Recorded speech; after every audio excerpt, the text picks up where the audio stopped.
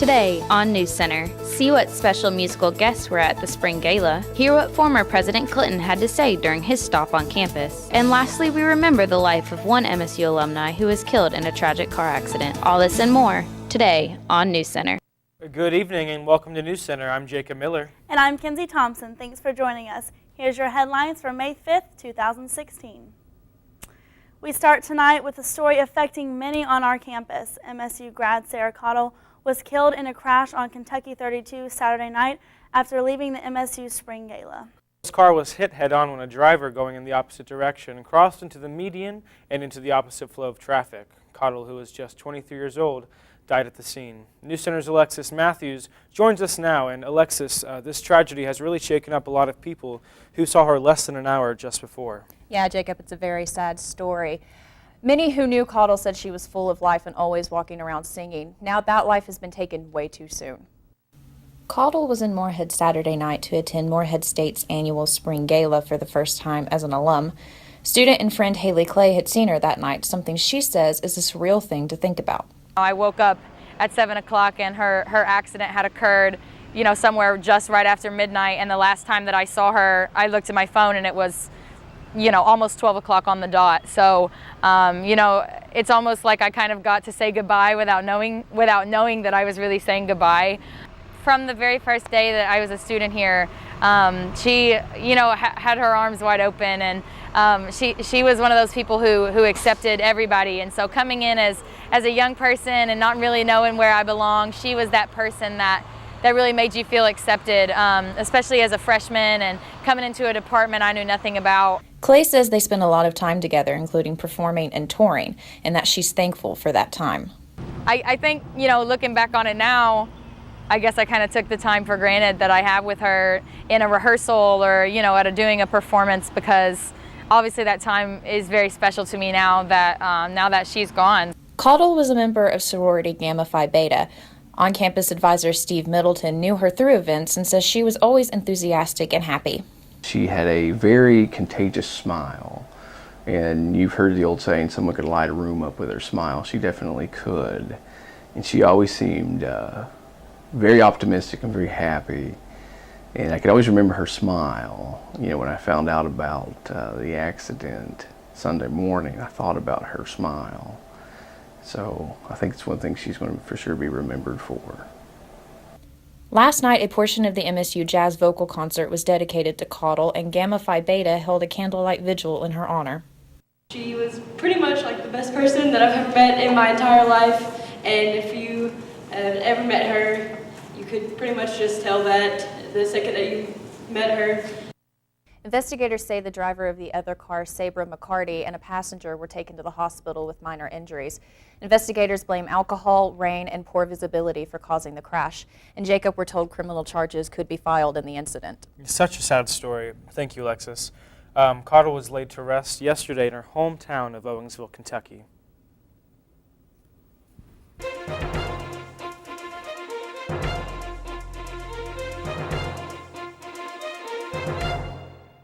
Switching gears to Be Heard 2016, MSU was a stop on the campaign trail for the Hillary Clinton campaign Tuesday. The former Secretary of State's husband and former President Bill Clinton spoke to a packed crowd in the lobby of the Space Science Center. NewsCenter's political correspondent Chad Hedrick was there and joins us from the NewsCenter newsroom with the details. And Chad, a lot of excitement from President Clinton's appearance. Yeah, that's right. It's not every day a former president makes a stop on campus. Close to 500 people packed into the lobby of MSU Space Science Center to hear the 42nd President of the United States talk about his wife's plan on health care, the economy, and those pesky student loan debts. It's down to the wire as the conventions for both the Republicans and Democrats are just around the corner, and Hillary Clinton is looking to snatch that nomination from Bernie Sanders and win the state of Kentucky in the upcoming primary. Clinton's husband and 42nd President of the United States, Bill Clinton, held a rally on behalf of his wife in the MSU Space Science Center, where he talked a great deal about many issues the country faces, including college loan debt. I noticed one of their officials said that higher education was a privilege, not a right. Well, I think it ought to be a right for everybody that's willing to do a little work. College does need to be made more affordable. Everybody ought to be able to get out debt-free. For the people who have debt, Hillary believes, and no matter how much it is, you ought to have two options to pay the debt off. One, the average debt is about $24,000. She favors everybody in America being able to refinance it. A college debt is the only debt in this country you cannot refinance. Clinton even touched base on the war on ISIS and his wife's plans to fight the terrorist group. We got to fight ISIS, but we're not going to kill our way out of this problem. We've got to make some converts, and we ought to be able to win this argument. After all they want to do is convince young people to blow themselves up and take 40 years off their lives by killing other people that never did anything to them. If we can't win that argument, shame on us. But she opposes the efforts in the other party to demonize American Muslims because she was a senator from New York. First, more than 200 of them were murdered on 9/11 too. The president's stop was also an exciting experience for students to be within arm's reach of a former president and even take some selfies. It's been so exciting. I think no one ever dreamed that they would meet a president as closely as we were today, especially not me. I think last weekend I met the Temptations, and then today I get to meet the President of the United States. So that's a really big deal for us, and I'm really, really excited about it. You'll remember it for the rest of your lives. Now, guys, before the rally, Clinton took a tour of the cleaning room in the Space Science Center, which is where a bunch of the technology for the satellite programs the university is affiliated with is developed. In the NewsCenter newsroom, I'm Chad Hedrick. Back over to you guys. Thanks, Chad. Primary day in Kentucky is set for May 17th. Well, the race for the White House took a dramatic turn this week when both Ted Cruz and John Kasich suspended their presidential bids for the Republican nomination after Donald Trump beat the two in Tuesday's Indiana primary. Bernie Sanders also managed to win the state in the Democratic primary, beating Hillary Clinton by 5 points. However, Clinton still leads Sanders in delegates by about 800. Clinton and Sanders both have had a strong presence across the Commonwealth this week, holding rallies in advance of the May 17th primary. Though this is the final broadcast until September, NewsCenter will continue to keep you updated on the presidential race and all other news happening through our social media. Find us on Facebook.com/NewsCenterMSU and also on Twitter and Instagram at MSU_NewsCenter. The Eastern Kentucky Leadership Conference was held at the Moorhead Conference Center last Friday. Leaders from the Commonwealth gathered to network, share ideas, and create solutions facing the state today. NewsCenter was there.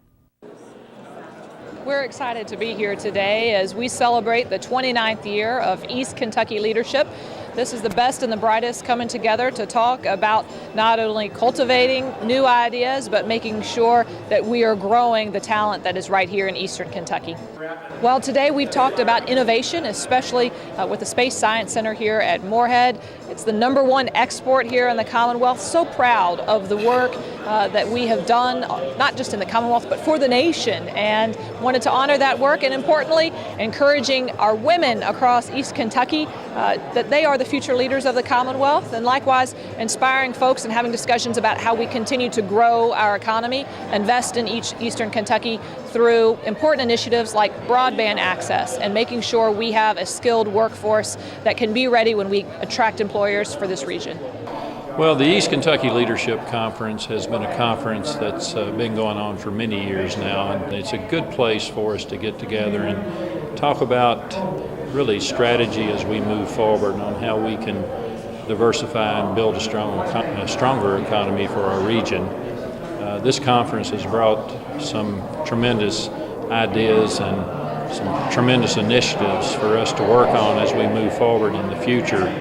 I'm giving speeches today that I never thought I'd be giving, and it's talking about outer space, it's talking about aeronautics, it's talking about aviation, it's talking about an opportunity that I think that we have in our region because we have the curriculum and the institution in place to train that workforce for the future. The Executive Branch Ethics Commission says it cannot stop Kentucky Governor Matt Bevin from investigating whether his predecessor violated state ethics laws. Bevin says he plans to hire a private law firm to investigate whether former Governor Steve Beshear coerced state employees to donate to political campaigns. Kentucky Attorney General and Beshear's son, Andy Beshear, asked the Ethics Commission to tell Bevin he does not have the authority to conduct such an investigation. Commissioner Executive Director Catherine Gabbard responded earlier this week saying the commission does not have the authority to stop Bevin. Bevin's spokeswoman, Jessica Ditto, said the commission was right to reject Beshear's request. She says Bevan welcomes the commission to conduct its own investigation. Andy Bashir said any investigation by Bevan would not be credible. Coming up, Chris Horn is in the NewsCenter Weather Center with your forecast. And NewsCenter investigates how students can prepare for finals.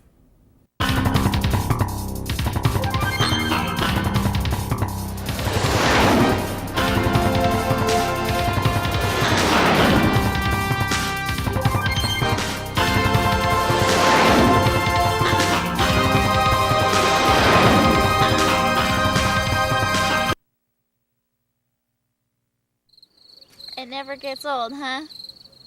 Nope. It kind of makes you wanna... Breaking the song? Yup. I love the sunset. I love Eagle Lake. I love the forest. I love when eagles play. I love the campus! And all its lights and sounds. Boom-de-yada, boom-de-yada, boom-de-yada, boom-de-yada. I love philosophy. We love diversity. I love English. And all its weird words. I love the music. And all its melodies. Boom-de-yada, boom-de-yada. Boom-de-yada, boom-de-yada. I love fraternities. I love sororities. I love to draw things. And all the athletes. I love Moorhead. It's such a pretty place. Boom-de-yada, boom-de-yada, boom-de-yada, boom-de-yada, boom-de-yada, boom-de-yada, boom-de-yada, boom-de-yada.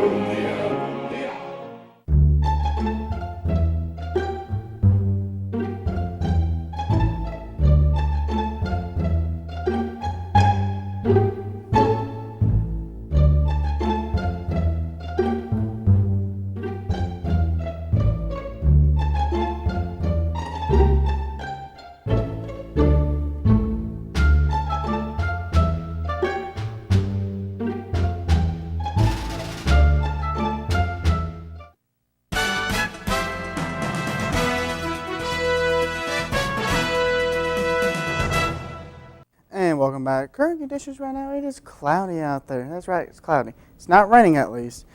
Temperature, we're sitting in the mid-50s. That is right. We are colder than we have been for the past couple of weeks. Looking into our record temperatures for today, back in 1959, 91 degrees. Whew. That is one very hot day. And back in 1986, 28 degrees. That's pretty chilly for this time of the year. Looking at our normal high, we are way below our normal high, almost by 20 degrees. We're more near our normal low for today, and probably for a little bit of this week.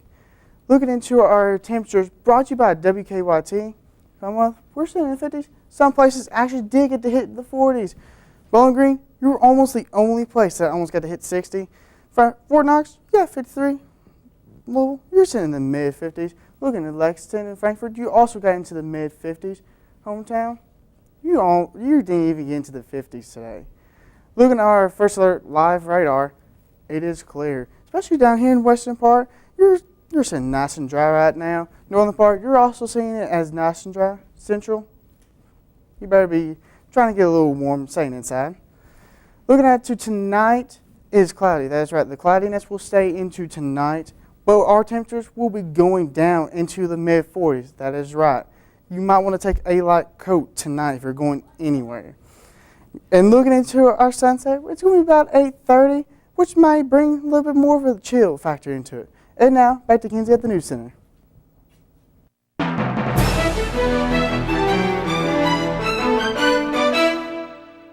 It is one of the scariest times of the semester for students all across the country. It's finals week.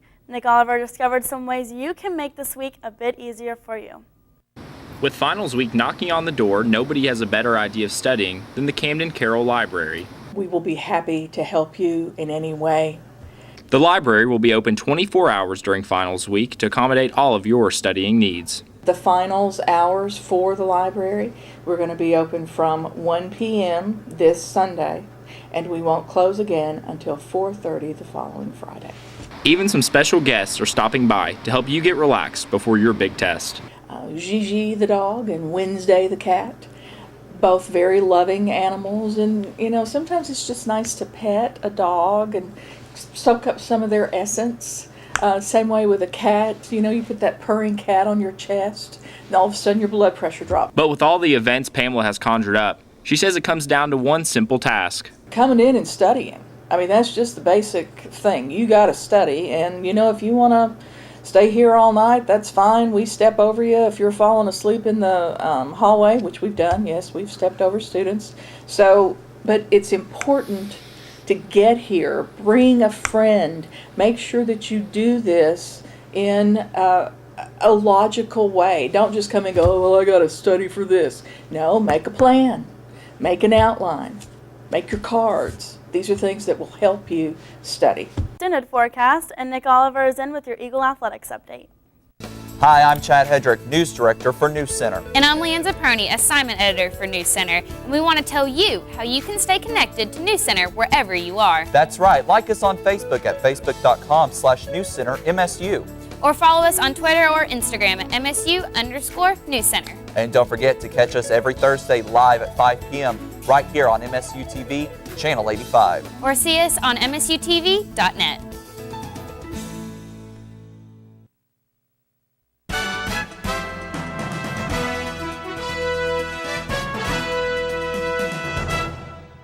And welcome back. Current conditions right now, and we're sitting into the mid-50s. It's a rather gloomy day since it is really cloudy outside.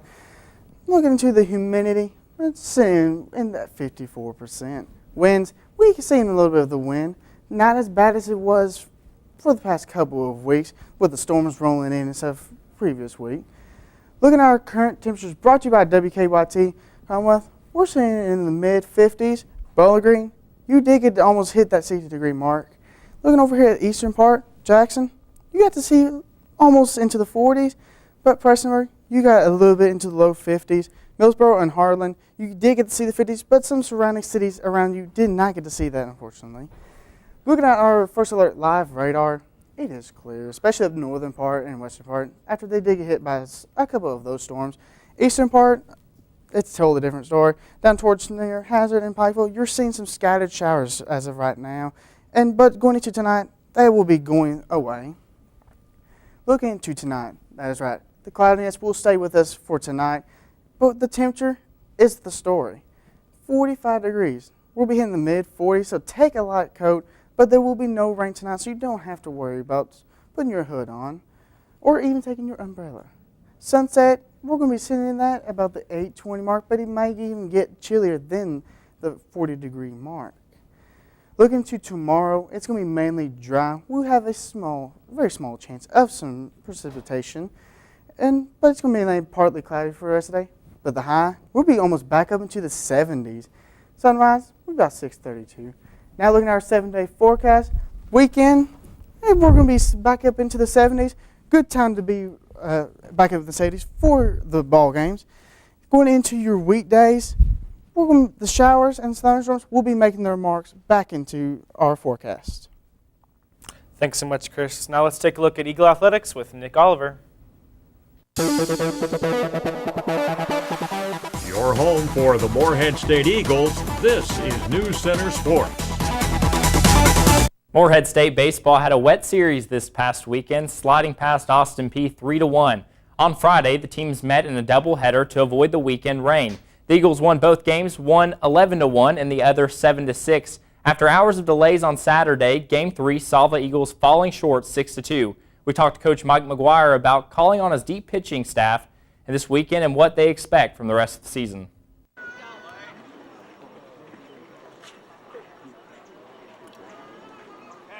A deep pitching staff is crucial to being successful. And we've worked real hard in the 4 years I've been here to get a deep staff, and this is far and away the deepest and strongest pitching staff we've had over those 4 years. So, play a doubleheader, and you feel like we've got a lot of capable arms to go out and allow us to be successful. And I think you saw that this weekend. Winning 2 out of 3 against a very good club. We pitched very well over the weekend. I think it's going to be a long day. You go in knowing that several guys are probably going to be called upon to pitch over the course of a doubleheader day. I think in some ways it your guys are more ready because they know it's a long day, and a lot of us are going to be called upon, whereas just one game, not as many guys are used. But I think, and I think I've seen doubleheaders go one of two ways, but I think, when you come out and play well early, it kind of feeds itself into the entire day, and I thought that's what happened this past weekend. The big thing is stay away from the free bases. They struggled to score runs the first two games of the weekend. The third game, we made it easy for them. If you think about that 4-run inning, that started with a walk, a hit by pitch, and an error. And all at once they got, a couple guys on, a run in, and they don't even have a hit yet. And you got to stay away from those. I think anytime in baseball you look and you see how do big innings happen, obviously there's a hit or two mixed in there most of the time, but usually it's a free bases, a walk, hit batsman, and errors, and those lead to big innings. I feel good about how we're playing. Would I like to have a couple games back? Yes, but I think most teams in the country would say that. Pleased, from where we were 4 weeks ago, I think we've made good progress, and we just got to keep climbing. Following their wins against Austin Peay, the baseball team fell to Ohio University Tuesday night 5-3. The Eagles started out strong when freshman designated hitter, you've heard this name before, Trevor Snyder, gave the Eagles a 2-0 lead in the third inning, running in batters Tyler Neiman and Will Schneider. The Bobcats nailed a homer in the fifth inning, but the Eagles answered back when Ryan Kent and Hunter Fain doubled home for 3-2 lead over OU. However, for the remainder of the game, MSU couldn't put the bat on the ball and struggled to keep the Bobcats off home plate. Coach Mike McGuire says the team has to focus on improving their offense in order to win this weekend series. We didn't do enough offensively early in the ball game. Credit them. They came back. I thought Curtis Wilson pitched well.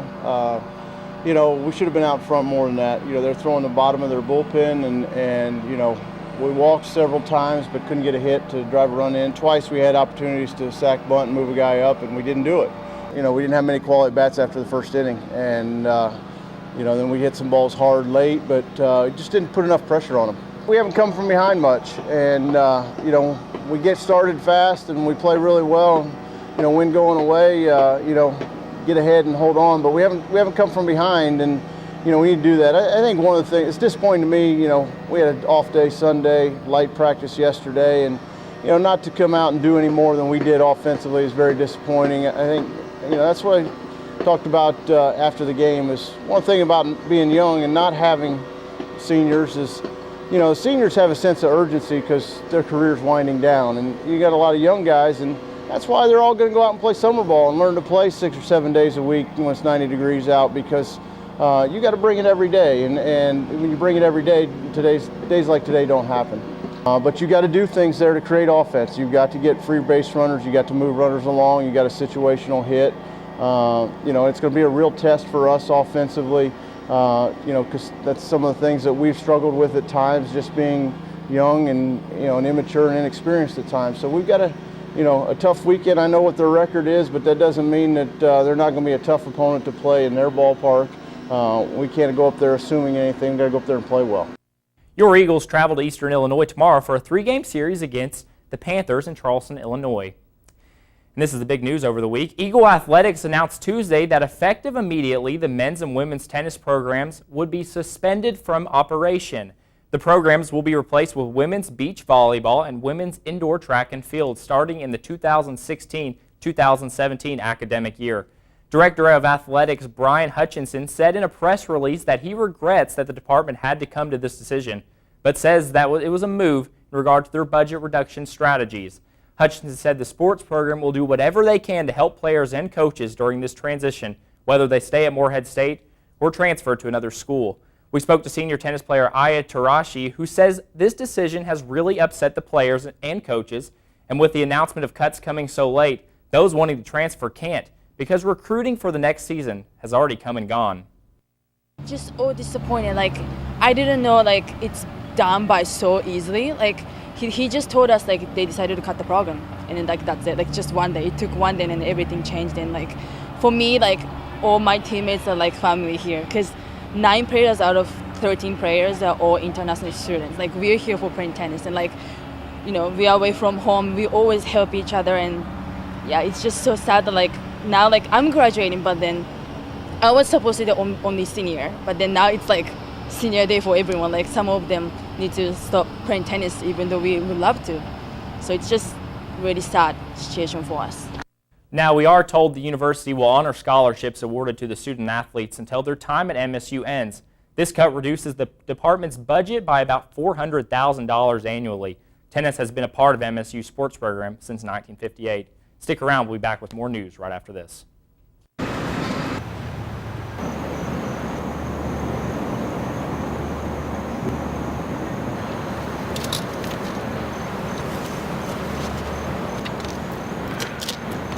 Lord, what fools these mortals be. Romeo, Romeo, wherefore art thou, Romeo? I have always depended on the kindness of strangers.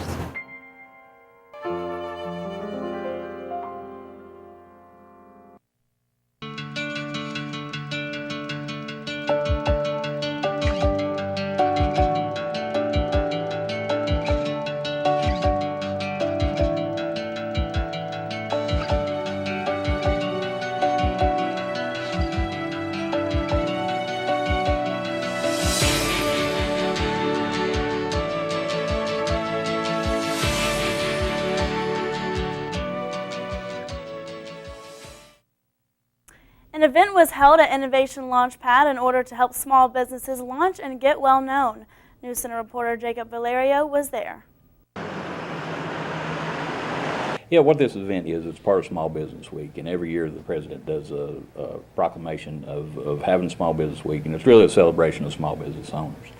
And a lot of different things happen in our workshops. We're having an open house here today, and in with having workshops, we try to get business owners out to just give them some new tools, reinforce some of the different things that maybe they thought they knew that was current maybe 5 years ago, or some business owners has never really sat down and even tried to get on the internet. So what this event is, it's Google Get Your Business Online, and what we're really going to do is just kind of go through just the basic steps of making sure that people can get their business found.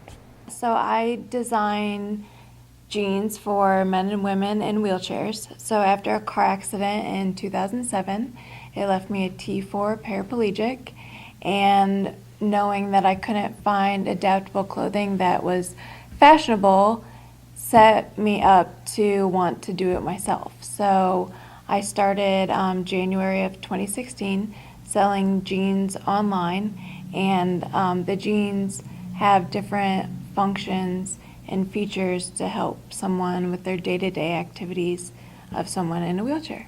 Definitely seek out resources like this one, because small business development is a huge process, and knowing somebody who already has gone through it and seeking them for advice and their resources and connections is a huge thing.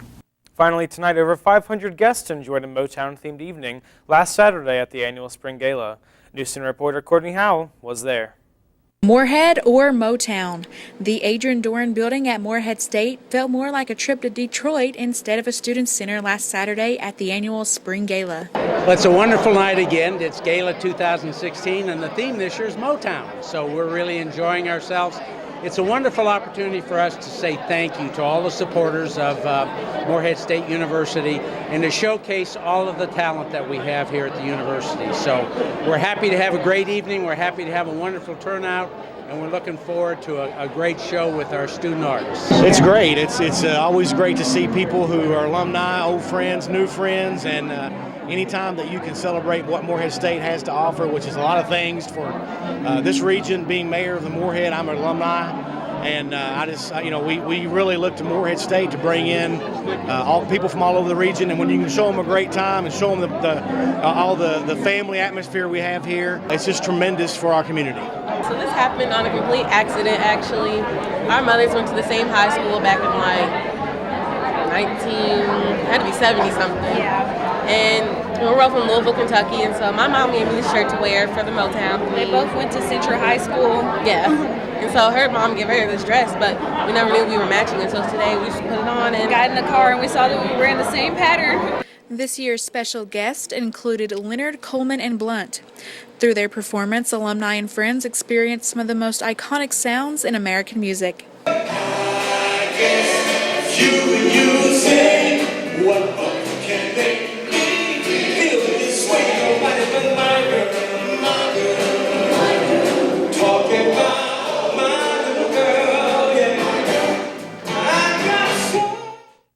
Each year, the annual Spring Gala raises $100,000.